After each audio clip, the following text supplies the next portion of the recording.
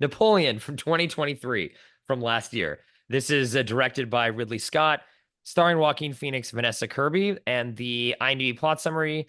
An epic that details the checkered rise and fall of French Emperor Napoleon Bonaparte and his relentless journey to power through the prism of his addictive, volatile relationship with his wife, Josephine. So I put this on here as a wild card because this movie to me, I'll get into my thoughts on the overall film, was disappointing and didn't really work on what I was maybe going and expecting, or definitely upon rewatch able to accomplish. And a lot of that, honestly, I put at the feet of Joaquin Phoenix. And I think this movie was him overstepping what I think could have been a more interesting portrayal of Napoleon had it been another actor. So in a way, this is a wild card because I think it's a misfire for choosing him to be in this film, firstly. And then secondarily, the way that he decided to portray Napoleon in this movie, I think brings the movie down instead of elevates it. Get into a little more of the thoughts on that, but I'm just curious to you in terms of what you think of the film, and then we can discuss more about my issues with Joaquin in the movie. Yeah, I'm actually a defender of this movie. I mean, I understand all the gripes with it. And am I going to go back and watch this movie? Am I going to go watch the extended cut? Probably not. Maybe the extended cut if I had that kind of time. But I actually was quite intrigued by what Ridley did, which is it's not your conventional biopic at all. It's not a history lesson. It's really not interested in a lot of that. Yeah, you get the beats and the facts, but it really is more of a character study, but like a mood piece, if you will, through Joaquin and his relationship with Josephine, played by Vanessa Kirby, who I think is excellent in the movie, which She's had great. more to do in the movie, and maybe she does in the extended cut. But in saying that, I also kind of like the balls, if you will, not just from Ridley but also from Joaquin, that there's no accent work, there is no what you expect from like some actor, like diving deep and playing Bonaparte and trying to create what this person would feel like and be like. Instead is sort of getting at the very no bullshit heart of the matter, that this person was brilliant in what they did on the field, but otherwise was really insecure and struggled with his relationship with his wife, and in sort of being like an actual human being, even though they were brilliant otherwise. And I think Joaquin gets at the heart of that. It's just not laced with all the other things and the paraphernalia that you expect in a biopic, which I understand. Then you bring up the question of like, then why even make a biopic? You just could have been a different story of like a regular person who's maybe brilliant at their job, but not good otherwise or unsure otherwise. But I think that's what makes it interesting. And I think it's pretty ballsy to make a movie about probably one of the most known people in the history of time and make it this way.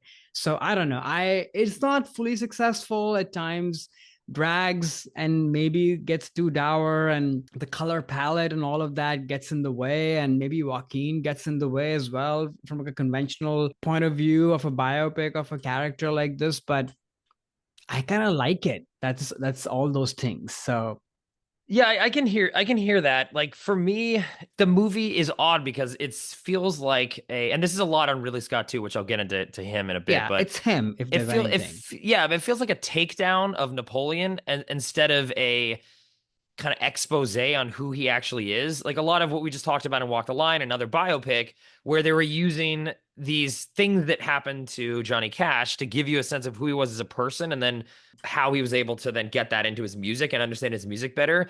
In this movie, Napoleon, like you said, is one of the most famous people that has ever lived. He was loved by his men. They follow him into battle. They even, after he, like in the movie depicts, he comes back from exile, and the men, instead of arresting him, follow him Mhm. against the wishes of the French government at the time. And he was known, I mean, we have all the letters that he wrote to Josephine. A lot of them were dictated in this movie. The letters actually between the two of them. And he was known for being a ladies' man who was very good at that too.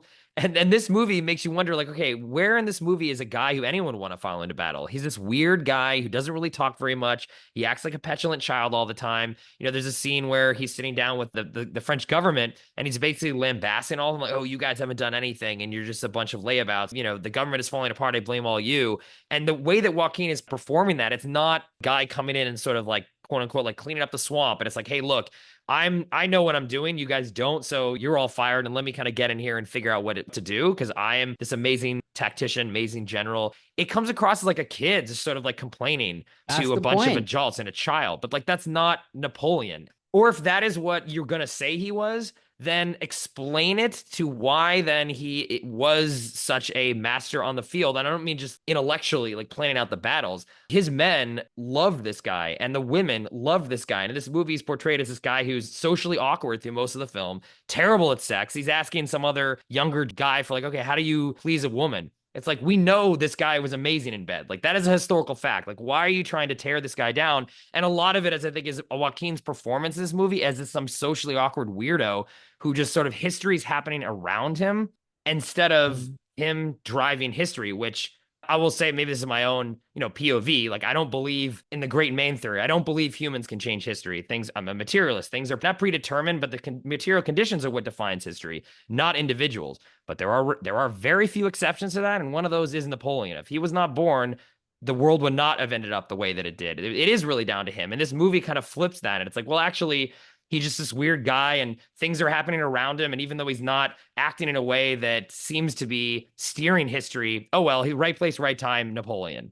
Which, again, I'll get more into Ridley Scott thing, but why did Joaquin need to portray him so oddly in all facets? It wasn't like behind the scenes, he's weird, socially awkward with Josephine, but battlefield and government, he's this commanding force that everyone loves and wants to follow, which granted, there are a couple scenes. The battle scenes are incredible. Right. Both Austerlitz and then also Waterloo. Amazing. I wish the movie was more that Napoleon versus what we got. It irritated me. And a lot of that I put again at Joaquin's feet. I think if it was another actor, they would have portrayed him in a way that I think was more interesting. That's sort of my take on Yeah, it. I hear you. I mean, to me, that's what makes it interesting, and I think that's what they're going for, Ridley and Joaquin. So it's not Joaquin, it's Ridley, and Yes, it is. he's on the Yeah. same page as he is, and that's what they're going for. And maybe they followed him because that's sort of what was going on back then, Maybe they saw the genius, but they were also aware of the fact that this person is sort of weird, What do we know? History is often told by the people who have power and control. So maybe we've only seen one side of it, and maybe there was this other side. So yeah, it's fascinating to me that, and yeah, maybe they just followed him no matter what, you know?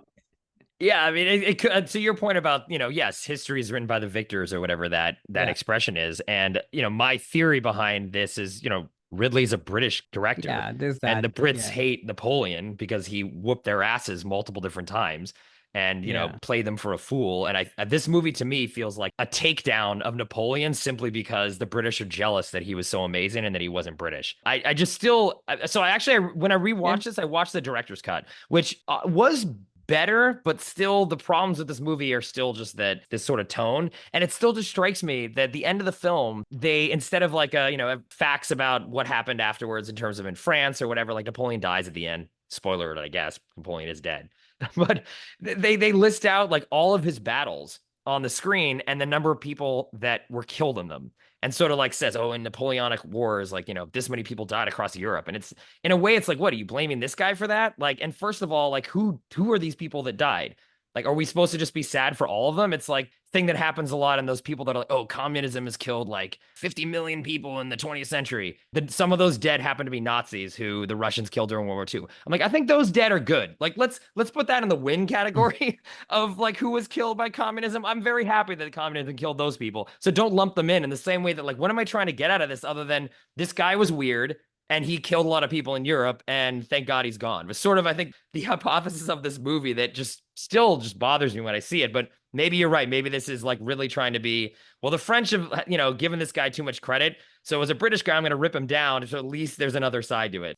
Maybe that's what he's doing. yeah. But I think that's good, right? Like there are two sides to everything, and No, everybody knows yeah. about the greatness, and there've been, movies and documentaries and books and this and that. But I think it's sort of interesting to approach it from a different side. And to me, that ending is more of, yeah, they can be great men, but they come with a lot of toll and cost. And it's not so much about who the individual, each person was who was killed. The fact is that there was so much of destruction with these wars. Now, it's not to say that he's the only one to be blamed, but yeah, if you're the kind of the face of victory and strategy, you're also the face of war and destruction, even though you probably had some to do with both, not all.